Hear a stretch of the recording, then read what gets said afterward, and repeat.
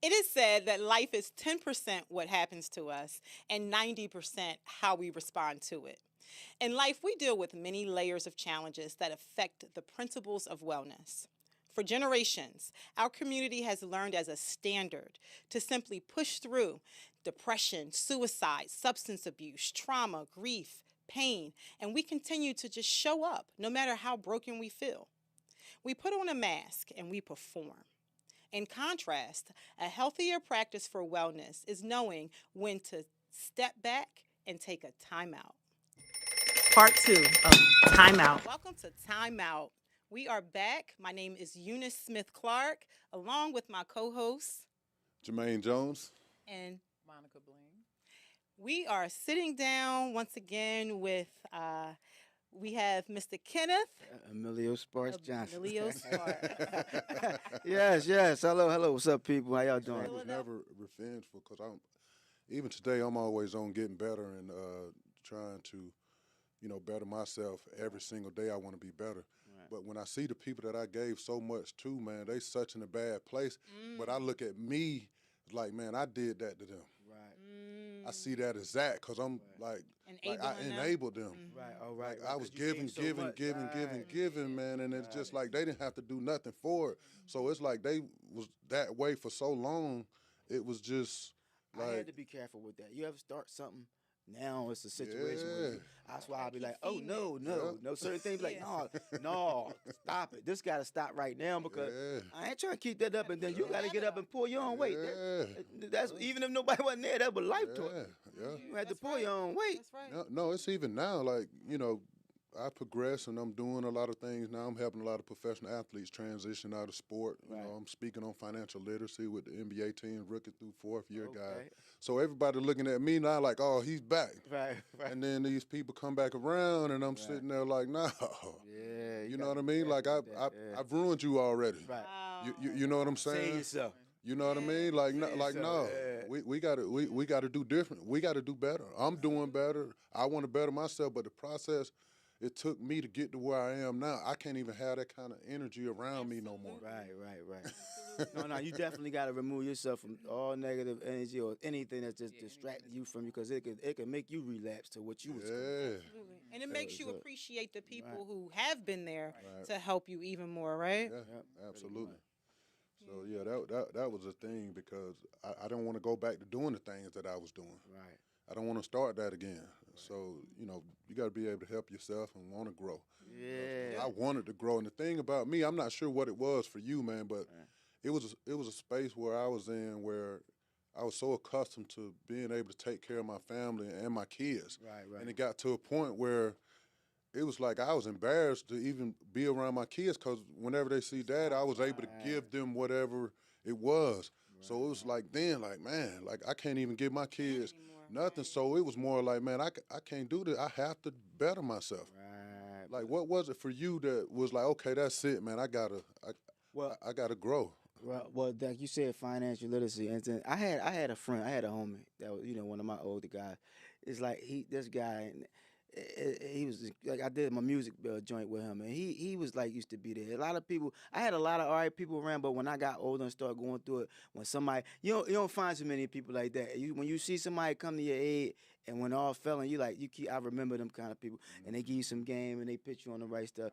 So that's what you need, because like you said, if you ain't got that financial literacy and you just enabling who you're around to become that, when it all said and done, you feel bad, but Yeah, you just learning. right. That's it. You just learning, so ain't no beating yourself up. I had to learn that too. But like you said, when you got some good company and good friends, and when that crowd, it's a crowd of people out it's a there, crowd. and you fighting that crowd, and that crowd could be something else. They could be notorious. So you got to just surround yourself with some positive people, no matter what's going on, and somebody that want to see you win instead of people like I said, like them crabs. Absolutely. Crab in the barrel type people. God, you can see them. You like, man.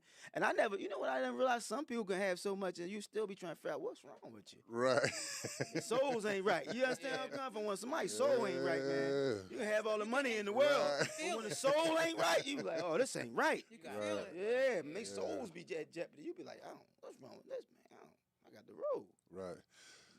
So one of the things I wanted to just kind of dive into, because I know after my transition and going through that, man, all I wanted to do was be better. So, you know, I meditate in the morning now. I go to Right. the sauna. Uh-huh. I just had my counseling once a week now still because I don't want to backlapse. You know what I mean? I'm all in self-improvement. Like I go on mental health retreats.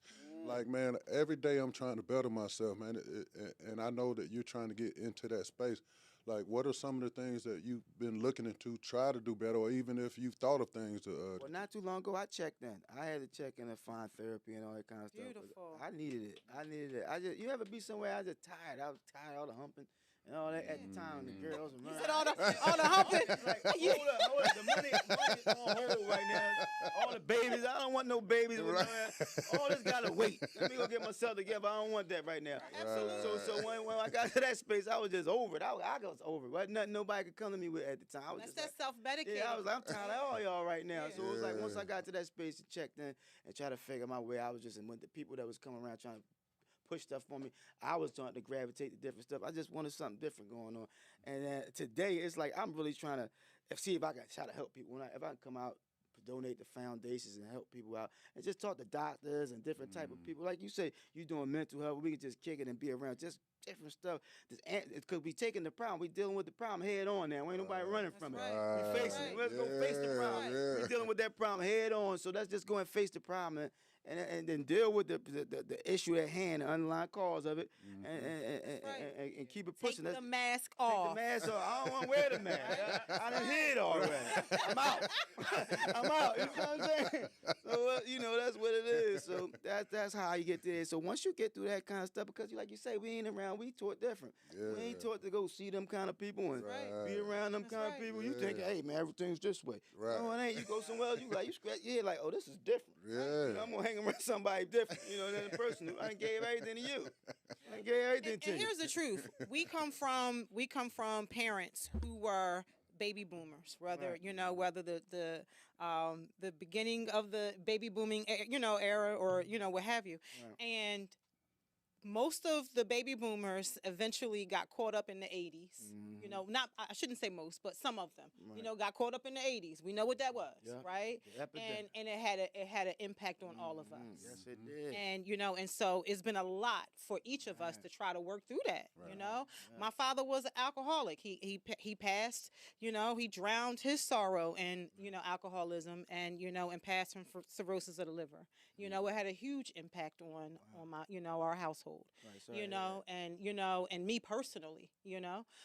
So it affects the children. And now we got to work. We got to peel back the layers, and we got to take the mask off, and we got to be honest with ourselves. And I went through counseling the adult children of alcoholics. It's a real thing. Yeah, it is. Right. Okay.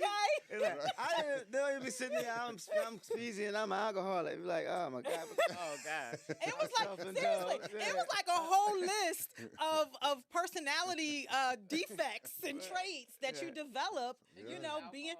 It could right. Whatever your addiction is, it could be anything. Could be an addiction. Anything could be an addiction. Overindulgent. There you go. Yes. That's why when I'm addicted to good company, I don't mind overindulging and that kind of stuff. Some good folks and busting the kind of moves today. Because when we reach a certain level in life, you like, come on, I'm off all that, and hopefully somebody can pick, them people will come around eventually like, all right, it's time, give it up. You ain't gonna hold it. Let it go. You gotta let that go. Let it go. So you can come on in. You saying? So you can go ahead and let that load, that whatever you got going on out of you and get to that place. 'Cause you can't get there like that. It's a plague. Yeah. You have this saying, we outside. Yeah. Right? Tell me, what does that mean? Well, that's we out in the community and we trying to bust our moves so we can help. Y'all see us out here, holler at us. We talking with you. We trying to help, like I said, help all the new artists, up and coming artists, and try to help them grow and develop. And hopefully they get to it, and then we can try to form groups and situations where people can get financial literature. Somebody can get mental health.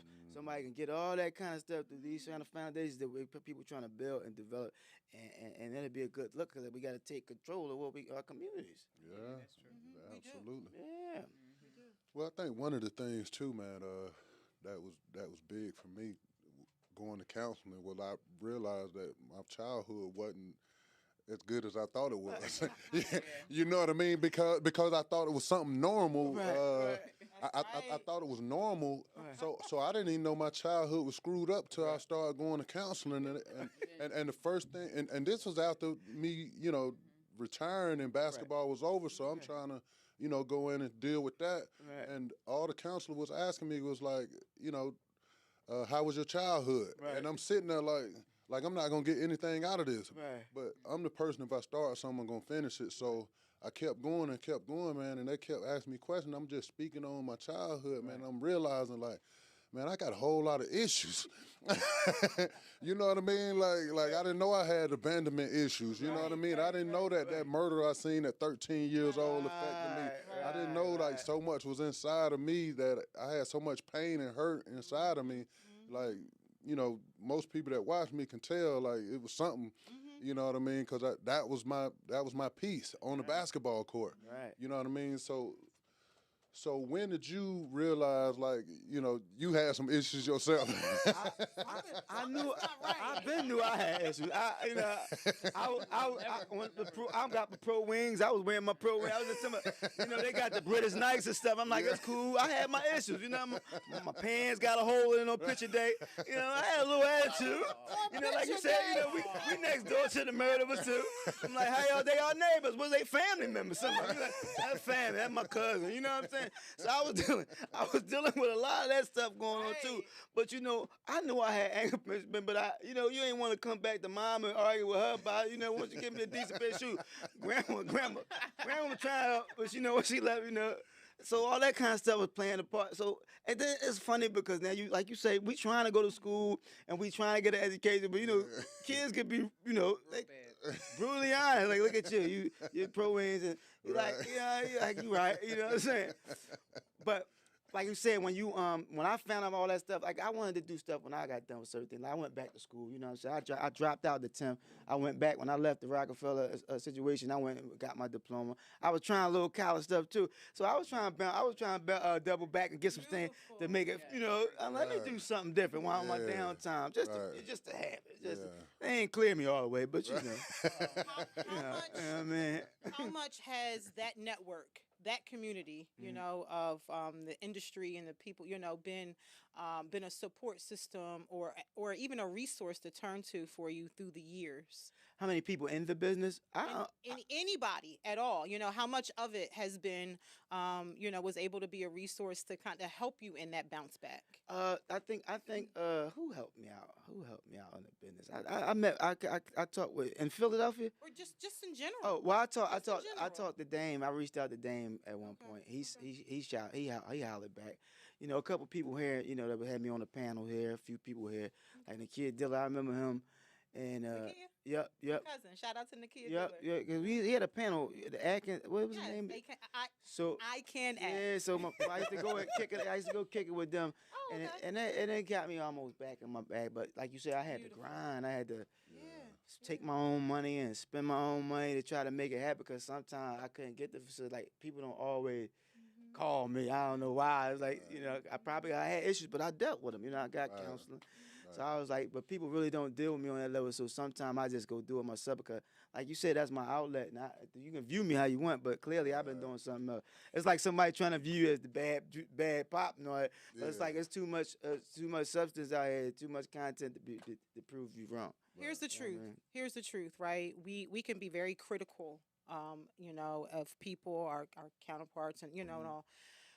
If they're, you say, you had issues or whatever, right? We can be very critical at how a person responds or reacts to things based on what's going on through their lenses, where they are, right?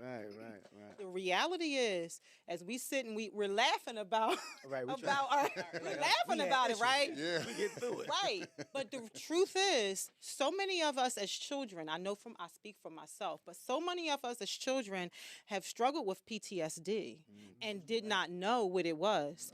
The adults around us, and I actually write about some of this in my children's book.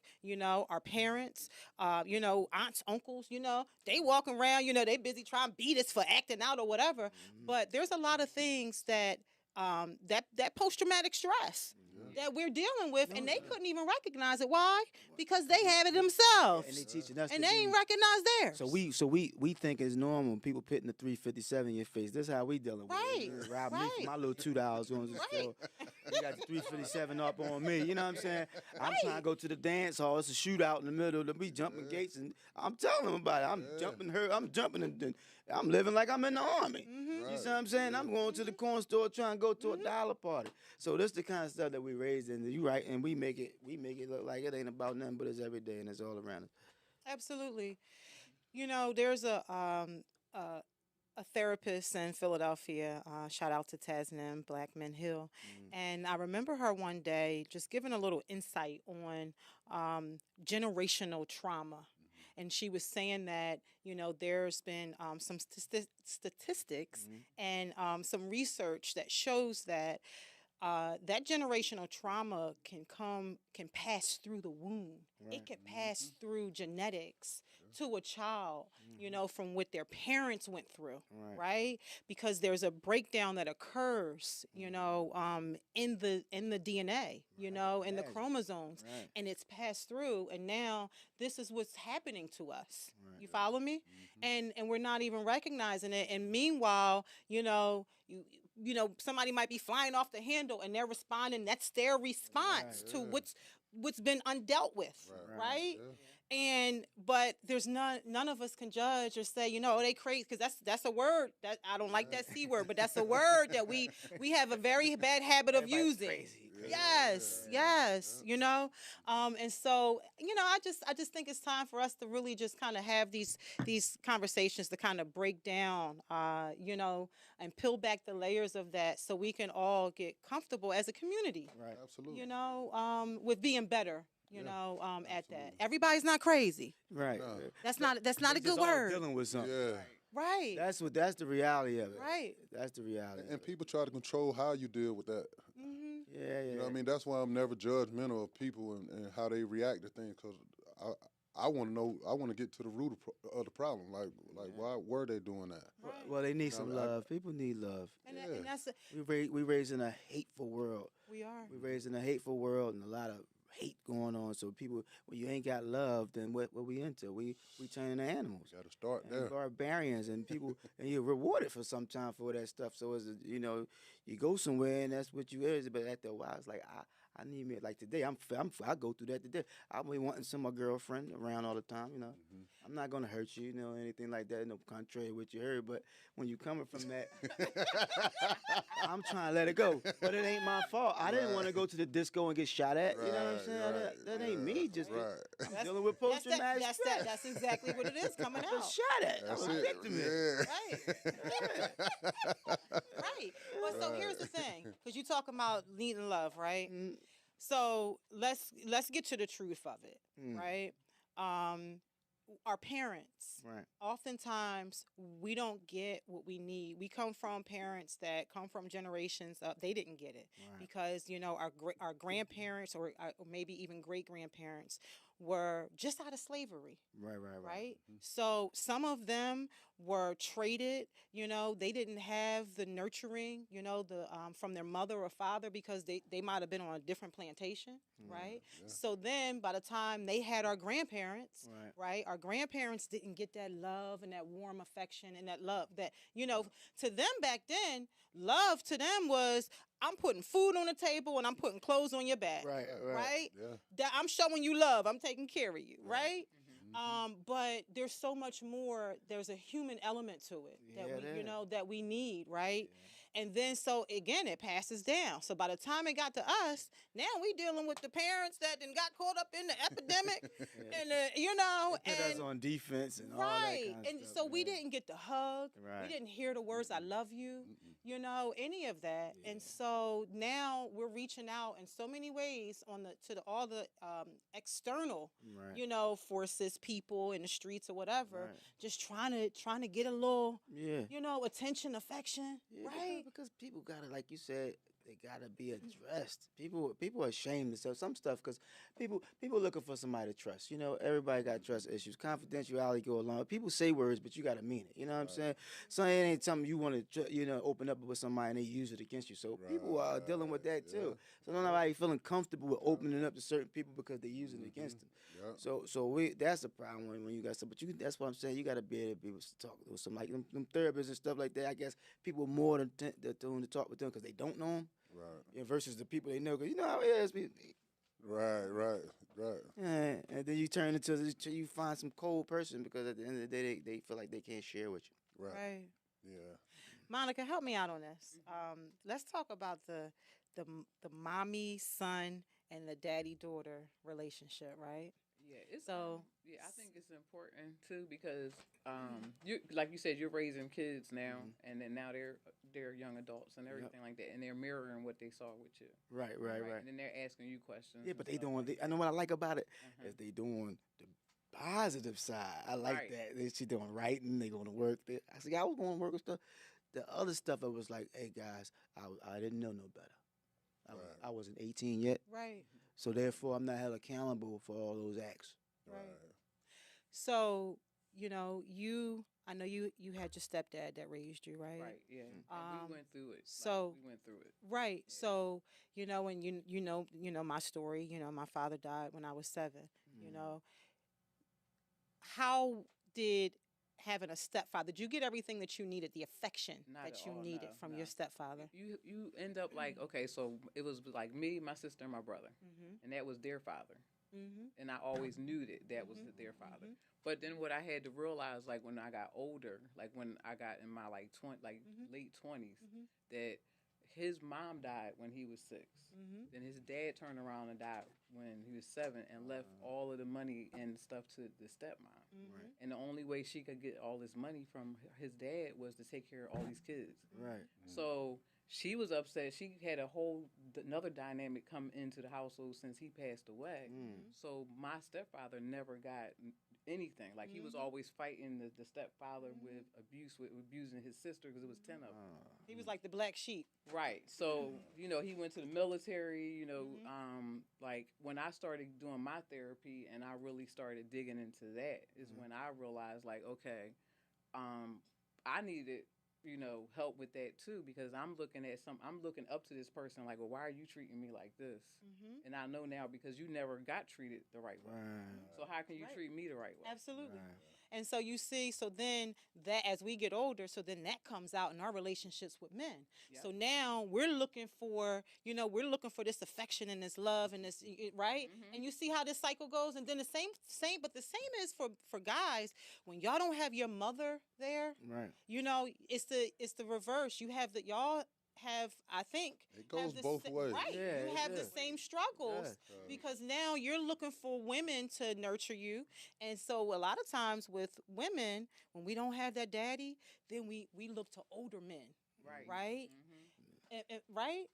So I went through the process of having family members that only dated married men.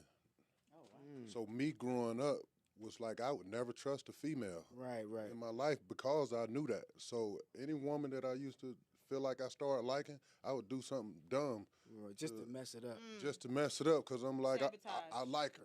I don't want to like her. You know what's wild? What's wild like because you ever be in some environment, all of them like some of them the relationship don't work. But I had to leave and meet different people to see different stuff like that. But some of them relationships don't nobody want to like you for 6 and 10 years and you quit me for nothing. Yeah. Nobody want to keep going through that emotional turn. So you're right. I could never find my grandma either because my mom was rough. I was looking for my grandma, and ain't none of them cooked. I'm just spending money over at all the fancy restaurants. Louis Vuitton, well, So you was trying to find Graham. You was trying to find that prototype. I was trying to find her. I couldn't Yeah. find her. I was like, some of them you wanted to, and then they left. I'd have messed up. I was trying to do an album. I said, oh, man, this is a doozy. So it's said that we mirror that the doozy. people that we attract are a mirror of us, right? It's a mirror of what's going on within us, right? Yeah. So were you able to kind of sit back and reflect and think, well, dang, it wasn't just them. I was attracted to them. It was something within you that you had yet to deal with that was attracting the same type of broken female that couldn't match up the grandma. Because we wasn't building together. Like I said, I watched them stay together up and down. So when somebody coming into a relationship with they already expectations and standards, that's what you're really dealing with. And I'm going looking for something I can't find. So we throwing money at the problem, trying to figure it out, and they coming with conditions. You know what I'm saying? Yeah. So I'm throwing the money at it, trying to figure out why I can't get it to be, because they skipped the generation. Something about them chromosomes or something that switched and missed it. And I'm like, oh, that's what happened, man. So man, I really enjoyed doing this, man, because you really get to see the inside of people. Like, you know what I mean? Like, you as a rapper, you really get to identify you. Right. You know what I mean? Like, people look at me as an NBA player, and they sit down and talk to me. They get to see who I really am. Right. So, you know, getting to know you, like, I'm really intrigued by, you know, having a conversation with you. Is like, what are you doing now, and what kind of projects you got coming up now, or, you know, what are you into now? Well, what's going on right now is I just pushed a single called Freestyle on. I did a feature on another artist named Muff Murder album, and I pushed them out. And I got 2 movies in the hat. I don't know if they in a series that's supposed to come out. So I don't know what they doing with that. But I wanna just get back out here and see what I could do. Longevity. I like the music. If we can do tour, if we can get that tour, I don't mind going on the road. But I'm gonna try to get a little bit of music out there. But the movie thing, I probably lean towards it on Longevity. But I definitely want to hit that road because I miss it. The reunion. I missed the road. State property we reunion. Can get that on out there. I'm cheering for that. Because you ever do got records I never got to perform. I got music that I never, ever got to perform before. It's like never been done. I'm like, man, why do we don't do that? You do a tour, we can pull some things. We pull some things. I'm cheering for that. State property, man. Be on the lookout. It's a pleasure to meet you also, and y'all, and thanks for having me too.